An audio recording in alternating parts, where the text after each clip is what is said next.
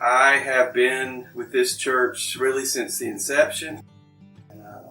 I've been a parishioner from the beginning of Resurrection. My aunt, who was a member of this church, and people were just so kind and caring to her. And then as she failed more with her health, Father Kevin and Deacon David at the time were so wonderful about coming and seeing her and calling her and praying over her. At the funeral, it was just, I realized that I felt more comfortable with this group of people. So that's when I decided to become a member, and I'm glad I did, because what Bob and I went through the last year and a half, I could not have done without the outreach of all of you here.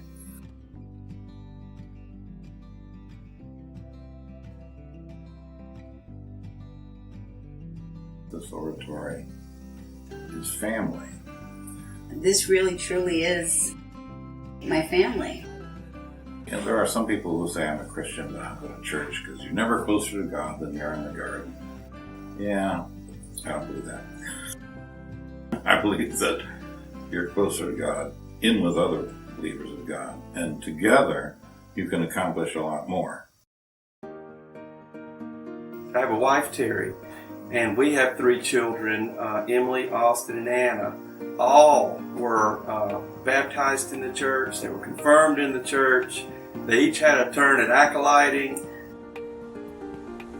What that's really done has, the church has provided us with the perfect environment to raise a family with a good, strong Christian foundation.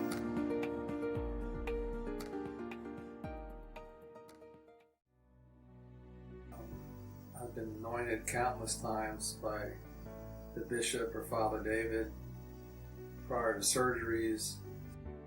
You know, we have a long history of relying on the church. There are moments where the church has been inspirational. And sometimes these events just kind of seem random, just an ordinary Sunday where you suddenly feel like you're very close to God. I've had several moments like that through the years. I had been struggling at that time. I was a trauma surgeon. We're talking about the mandatum, you know, the feet washing, and it occurred to me, that this is my burden to carry, to be a trauma surgeon. So I was inspired to try to do that without complaint or anxiety.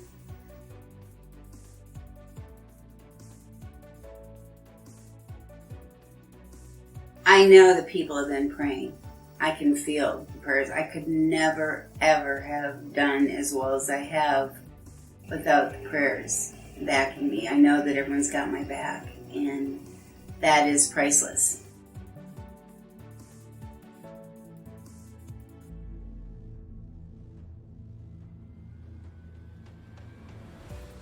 Years and years ago, I would probably be with my last dollar at the end of the month. And I remember one specific time, I went down to my mailbox, and there was a card in there, and all it said was, "God bless," and 3 $100 bills fell out. I still to this day have no idea who my angel was, because I wasn't sharing my financial situation with anyone. We are all rich. I mean, no, I don't drive a Bentley. I drive a cheap Ford. But I'm richer than probably anybody who shows up at Most Holy Redeemer Church to take advantage of the food pantry that we contribute to. Lots of ways of giving. You can give every week, or whatever, once a month when you get your Social Security check. But you also can put it in a legacy, so you leave it, because you're not going to take it with you. And indeed, I have a charitable trust set up so that when I die, Church of the Resurrection will get a check in perpetuity.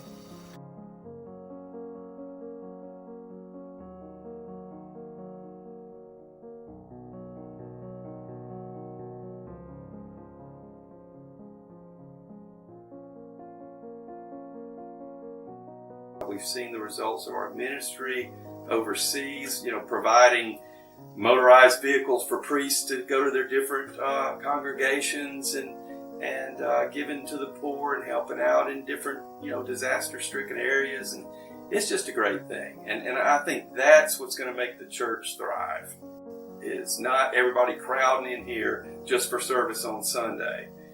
Come in here, get involved, and the work that we can do as a group is going to make big changes.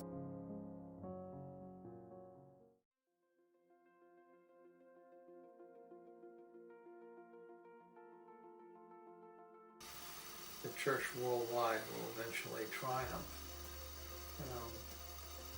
We're a small part of it, but we're small but mighty. It's a small parish, but it's mighty. It's okay if it's small, because it is mighty.